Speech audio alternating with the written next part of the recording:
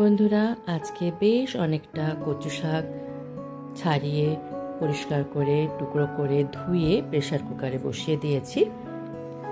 একটু ঢাকনা খুলে দেখিয়ে দিলাম। তারপরে বেশ 4-5টা সিটি দেওয়ার পর নাবিয়ে নিয়ে ঠান্ডা করে জল ঝরিয়ে নিয়ে এইভাবে তুলে রাখতে হবে। আর আমার কিন্তু পুরো কচু শাকটা একবারে হয়নি, কারণ এটা সেদ্ধ দিলে অনেকটা কিন্তু কমে যায়। এরপরে নিয়ে নিয়েছি চিংড়ি মাছ, ভালো করে ধুয়ে পরিষ্কার করা। অল্প তেলের মধ্যে চিংড়ি মাছের মধ্যে হলুদ আর নুন দিয়ে ভাজতে বসিয়ে দিলাম। চিংড়ি মাছ যখন ভাজা হয় তখন বেশ অনেকটা কিন্তু জল বার হয়, তাতে অসুবিধা কিছু নেই।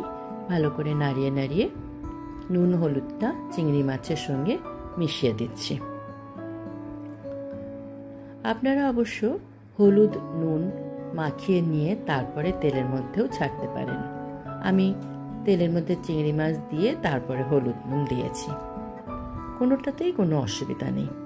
এবার দেখুন বন্ধুরা, এভাবে পুরো জিনিসটা মানে চিংড়ি মাছগুলো মাখানো হয়ে গেছে, আর এইভাবে ভাজাটা করে নেওয়া হবে। এরপরে অন্যদিকে কড়াইয়ে তেল গরম করে নিয়েছি, আর তাতে দিয়ে দিলাম তেজপাতা। এরপরে দিয়ে দিচ্ছি আদা, পেঁয়াজ, রসুন গ্রেট করে রেখেছিলাম, সেটা দিয়ে দিলাম। বেশ অনেকটা কিন্তু মশলা লাগবে, কারণ কচু শাকে একটু বেশি মশলা না দিলে টেস্ট আসে না। আমি তেজপাতার সঙ্গে লঙ্কাটা দিতে ভুলে গেছিলাম ফোড়নে, তাই লঙ্কাটা এখন দিয়ে দিলাম। এবার সব কিছু একসঙ্গে ভাজা করতে হবে, নাড়িয়ে নাড়িয়ে সুন্দর করে ভাজা করতে হবে, যাতে আদা পেঁয়াজ রসুনের কাঁচা ভাবটা চলে যায় আর ভালো করে সুন্দর ব্রাউন করে ভাজা হয়। ভালো করে নেড়ে নেড়ে ভাজতে হবে, যাতে তলায় পুড়ে না যায় বা ধরে না যায়। তেলটা যদি কম মনে হয়, আমার যেমন একটু কম মনে হচ্ছে, আমি কি করেছিলাম, অন্যদিকে একটু তেল গরম করে নিয়েছি, গরম করে পরে কিন্তু একটু দিয়ে দিয়েছি। দেখুন বন্ধুরা, তেলটা দেওয়ার পরে বেশ অনেকটা তেল তেল লাগছে। এবার ভাজাটা প্রায় হয়ে গেছে। এবার দিয়ে দিচ্ছি ধনে আর জিরে গুঁড়ো। ধনে জিরেটা ঘরে গুঁড়ো করা, বাজারে ধনে জিরে গুঁড়ো আমরা ইউজ করলাম না। নুন স্বাদ মতো আর হলুদ,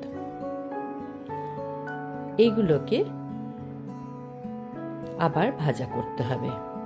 এক্ষেত্রে বলে রাখি, ধনে জিরেও কিন্তু বেশ অনেকটাই লাগবে, কারণ কচু শাকে মশলা একটু বেশি লাগে। যেহেতু গুঁড়ো মশলা, সেই জন্য তেলটা কিন্তু টেনে নিয়েছে। ভাজা হলে আবার তেলটা কিন্তু ছাড়বে। নাড়িয়ে নাড়িয়ে ভাজতে হবে সুন্দর করে। দেখুন ভাজাটা প্রায় হয়ে গেছে, যার জন্য তেলটাও কিন্তু ছেড়ে দিয়েছে। এবার দিয়ে দিচ্ছি পুরো কচু শাকটা। আমি দুবারে করেছিলাম, পুরো কচু শাকটা দিয়ে দিলাম। জল ঝরিয়ে রেখেছিলাম সেদ্ধ করে, পুরোটাকে দিয়ে এবার মশলার সঙ্গে ভালো করে মিশিয়ে নিতে হবে।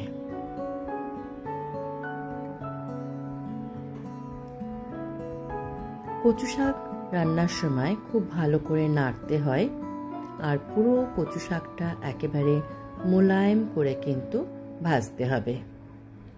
কচু শাকটা সেদ্ধ করাই আছে, তাই এখন শুধু কষিয়ে কষিয়ে ভাজতে হবে। দরকার হলে একটু জল ছাড় দিতে পারেন। এইভাবে পুরো কচু শাকটা মশলার সঙ্গে মাখিয়ে নিয়েছি আর ভাজা করছি। ক্রমাগত কিন্তু নাড়তে হবে, তাহলে কচু শাকগুলো বেশ মোলায়েম হয়ে যাবে। চিংড়িটা প্রায় হয়ে এসেছে, দেখুন অন্যদিকে বসিয়েছিলাম গ্যাসে, প্রায় হয়ে এসেছে, জলটা কমে গেছে, মানে ভাজা প্রায় হয়ে গেছে।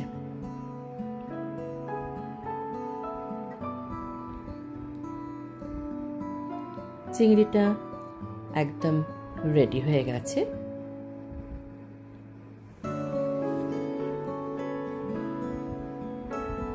এই পুরো চিংড়িটা কিন্তু হয়তো লাগবে না, সামান্য রেখে দেব। এরপরে কচু শাকের মধ্যে দিয়ে দিচ্ছি একটু চিলি ফ্লেক্স। এই প্যাকেটটার মধ্যে অল্প ছিল, সেটুকু দিলাম। আর দিলাম কাঁচা লঙ্কা। কাঁচা লঙ্কা কুচিও দিতে পারেন। কচু শাক রান্নার সময় কিন্তু একটু মিষ্টি দিতে হয়, তাই সামান্য স্বাদ মতো চিনি দিয়ে দিলাম। খুব বেশি লাগে না, হালকা মিষ্টি মিষ্টি হবে, জাস্ট ফর টেস্ট চিনিটা দিতে হয়। এখনো কিন্তু কচু শাকটা বেশ জল জল ভাব আছে, এখনো অনেকটাই হবে। আর নেড়ে নেড়ে ভালো করে ভাজতে হবে। এইভাবেই কিন্তু পুরো মশলাগুলো কচু শাকের সঙ্গে একদম সুন্দর কষে যাবে আর রান্নাটা ঠিকমতো ভাবে হবে। প্রায় হয়ে এসেছে, মানে জলটা প্রায় শুকিয়ে এসেছে।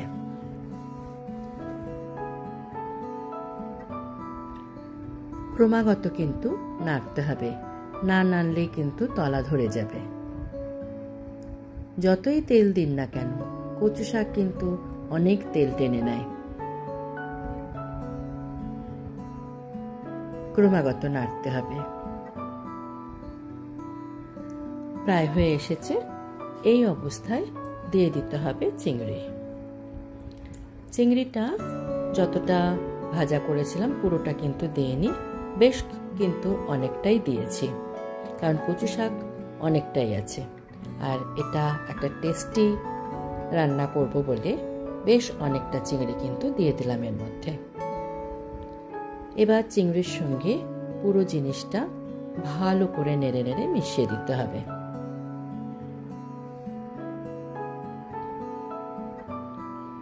এইভাবে কিন্তু চিংড়ির সঙ্গে কচু শাকটা এখনো কষাতে হবে, আর কষিয়ে কষিয়ে একদম শুকনো ভাব আনতে হবে।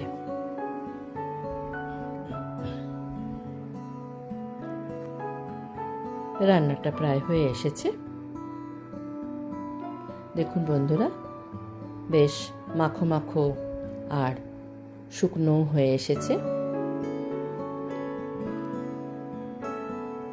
কচু শাকের গোটা গোটা ভাবটা কিন্তু একেবারে চলে গেছে। রান্নাটা একদম রেডি হয়ে গেছে।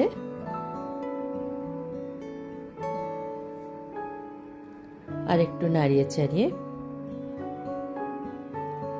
সুন্দর করে রান্নাটা তৈরি করে নিচ্ছি। এরপরে দিয়ে দিচ্ছি একটু গরম মশলা গুঁড়ো। এখানে আমি ছোট এলাচ গুঁড়ো দিলাম।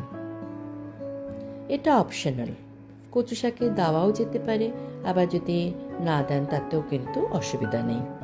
আমি একটু দিলাম, আমার ভালো লাগে।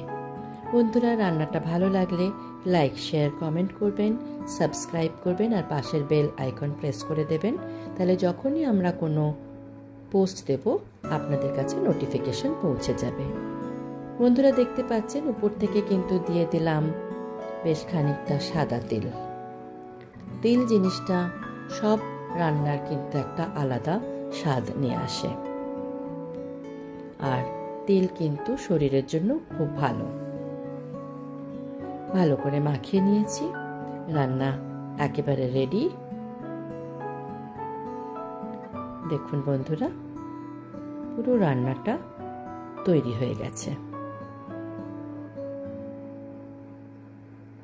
বন্ধুরা, এই রান্নাটা একবার করে দেখবেন, খুব ভালো লাগে। কড়াই থেকে বাটিতে ঢেলে নিয়েছি। খুব সুন্দর লাগছে দেখতে রান্নাটা, খেতেও কিন্তু অপূর্ব হয়েছে। বন্ধুরা, সঙ্গে থাকার জন্য অসংখ্য ধন্যবাদ।